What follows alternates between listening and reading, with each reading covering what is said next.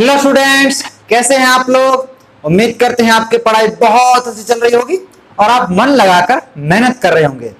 तो आज हम पढ़ने जा रहे हैं डिफरेंशिएशन, और डिफरेंशिएशन में हम आज पढ़ेंगे formula of differentiation.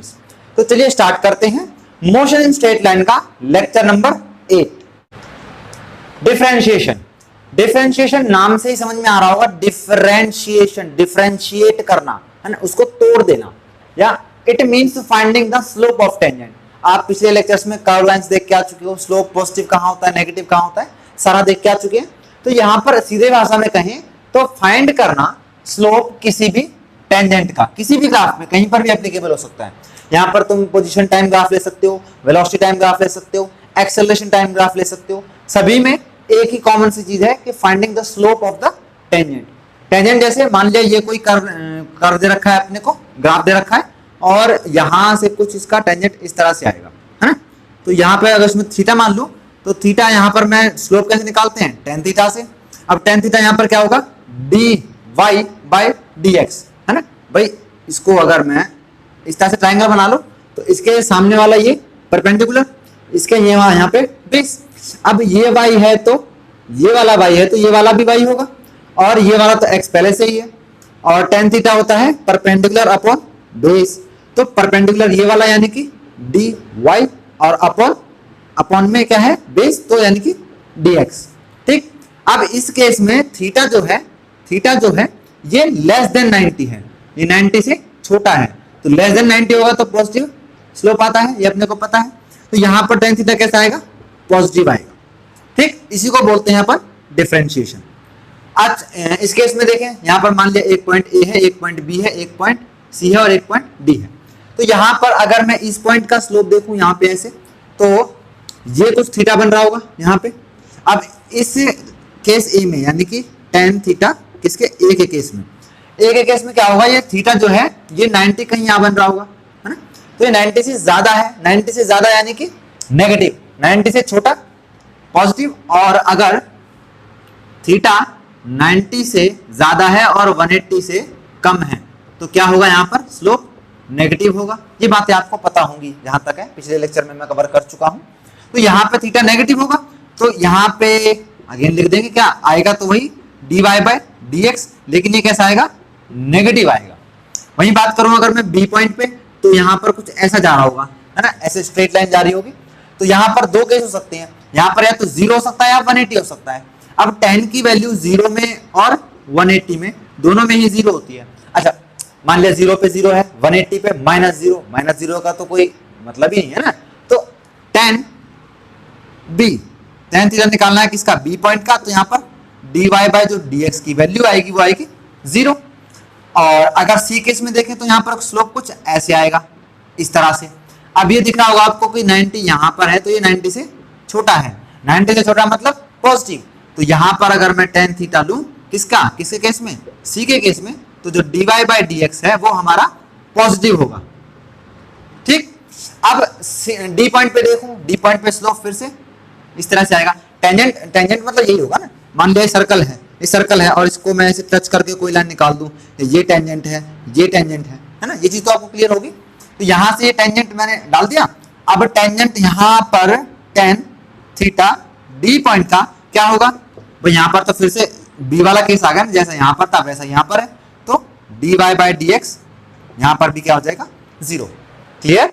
Formula of differentiation, पहला फॉर्मूला क्या बोलता है कि अगर y इक्वल टू एक्स की पावर n है, इस फॉर्म में दी गई है, तो उसका डी वाई डी एक्स यानी कि डिफरेंशिएशन का फॉर्मूला क्या होगा कि n जो है वो पावर कूद के आगे आ जाएगी और उसमें से एक n-1 सब्सट्रैक्ट हो जाएगा। क्या हुआ, कुछ नहीं, यहाँ पे से पावर कूद के आ गए और इसमें से एक हमने माइनस कर दिया, ये वाला फॉर्मूला बन गया। अब देखते हैं इसको इस एग्जांपल से। सिंपल सा फॉर्मूला है, n की पावर आगे आ जानी है और n में से एक माइनस कर देना है। तो देखते हैं यहाँ पर क्या होगा, 3x²। अच्छा, x² है। अब x² देखना, एक बार को x² लिख देता हूँ, पहले इसको सॉल्व कर लूं। 5x अंडर रूट में है तो क्या होगा, पावर 1/2 आएगी, फिर प्लस 6 अब यहां देखना अपॉन में x है यानी कि इसकी पावर 1/2 होगी, और ऊपर आएगा तो x की पावर -1/2 होगी यानी कि x की पावर -1/2, और ये ध्यान रखना कि जो प्योर नंबर है, जैसे कि प्योर नंबर है जैसे कि 7 8 2 3 4 5 प्लस में हो माइनस में हो, उनका डिफरेंशिएशन 0 होता है। ठीक, जो प्योर नंबर उनका डिफरेंशिएशन 0 होगा। तो इसका तो खेल ही खत्म। अब यहाँ पे देखो 3x², अब इसी के साथ x वाले का होगा ना, dy dx है तो सिर्फ x वाले का डिफरेंशिएशन होगा। तो यहाँ पर 2 आगे आया कूद के, क्योंकि n की पावर आगे आनी थी, फिर x लिखा, फिर n में से 1 घटाना था यानी कि 2 - 1, ये सॉल्व हुआ, फिर प्लस 5 बाहर ले लिया। अब ये देखना पावर कूद के आगे आएगी यानी कि 1/2 x, और 1/2 में से n में से 1 माइनस करना है तो 1/2 - 1 ये हो जाएगा। अच्छा, फिर प्लस 6 की पावर, अब यहाँ पे 1/2 है लेकिन -1/2 है तो -1/2 आगे आई, और x की पावर में से -1/2 - 1 ये हो जाएगा। देख अब देखना 3 दूनी 6 x, 2 में से 1 गया तो यहाँ पे पावर 1 है यानी कि 6x लिख सकते हैं हम यहाँ पे। फिर 5/2 1/2 - 1 क्या आएगा, -1/2 है ना, x की पावर -1/2 यही आएगा। अब इसको हम ऐसे भी लिख सकते हैं कि ये √x, भाई इस फॉर्म में लिख सकते हैं जिस फॉर्म में क्वेश्चन दिया था।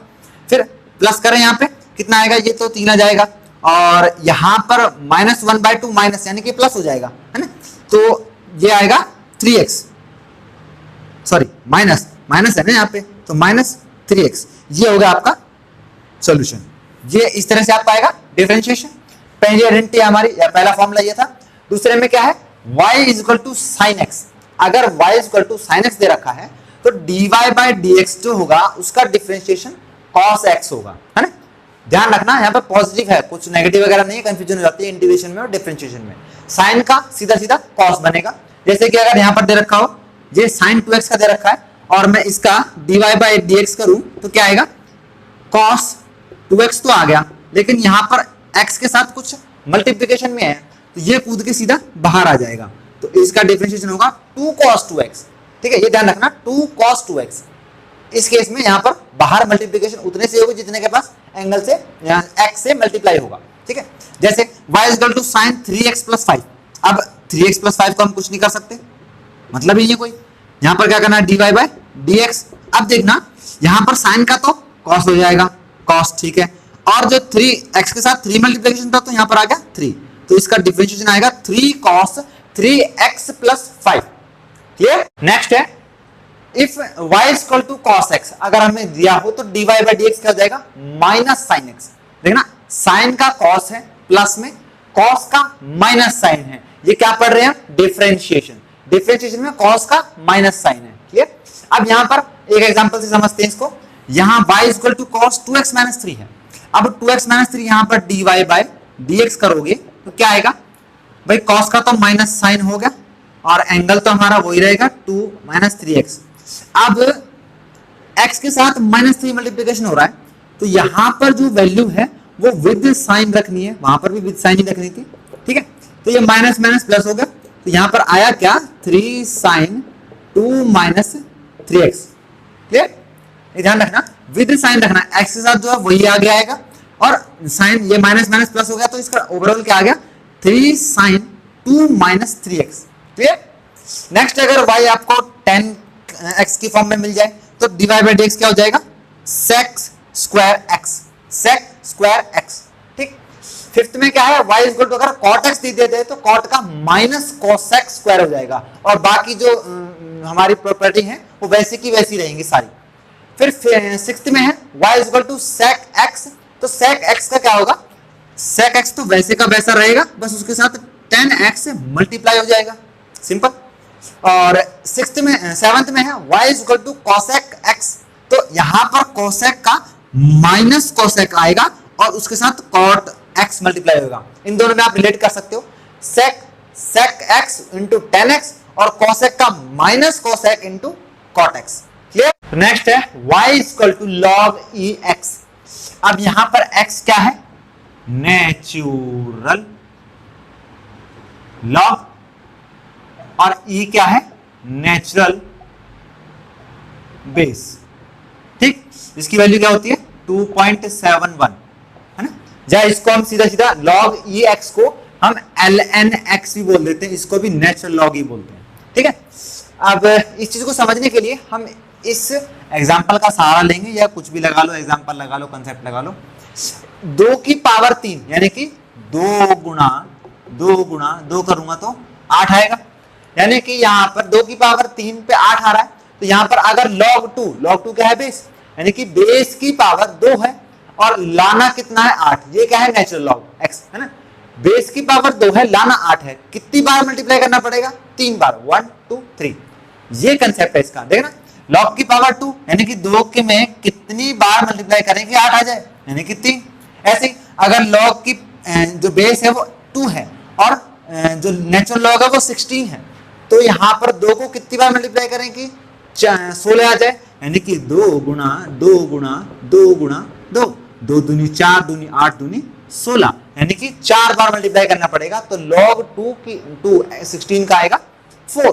ऐसे ही अगर log 10 है और 1000 लाना है तो 10 को तुम कितनी बार, 1 2 3, भाई 10 गुणा 10 100 और गुणा 10 1000, यानी कि log की अगर बेस 10 है और 1000 लाना है तो 3 आएगा।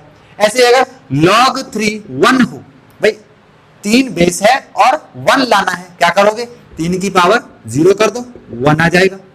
सिंप्लीफाई बहुत बढ़िया से, ठीक है। फिर इसी पर आइडेंटिटी क्या है, अगर y is equal to natural log x दे रखा हो तो dy बाई dx क्या हो जाएगा, 1 बाई x। इसमें बड़ी कंफ्यूजन होती है। जैसे अब इसको समझते हैं कि y dy बाई dx लिखेंगे, इंक खत्म हो गई शायद। यहां पर नेचुरल लॉग का यहाँ पर क्या है, 1 बाई x है ना, तो 4 बाई 4x हो जाएगा। 4 से 4 कटा तो क्या आया, 1 बाई x। इस तरह से अपने को नेचुरल लॉग का डिफरेंशिएशन करना है, ठीक। Last identity y is equal to e की पावर x, इसको एक्सपोनेंशियल में बोलते हैं, या देहाती भाषा में e की पावर x का डिफरेंशिएशन क्या होगा, तो e की पावर x का डिफरेंशिएशन e की पावर x ही रहेगा। शर्त क्या है कि अगर इस तरह से दे दिया जाए एग्जांपल, जैसे कि e की पावर -2x है, तो यहां पर अगर dy बाय dx निकालोगे तो -2 कूद के आगे आ गया और e की पावर -2x हो गई। ये ध्यान रखना, क्या हुआ देखना, dy बाय dx -2 जो उसके साथ जुड़ा हुआ था प्योर नंबर, वो कूद के आ गया विद साइन और यहां पर -2x। क्लियर। तो उम्मीद करते हैं बच्चों आज आपने कुछ नया सीखा होगा और मिलते हैं अगले लेक्चर में। तब तक मेहनत करें, सफल हों, आगे बढ़ें।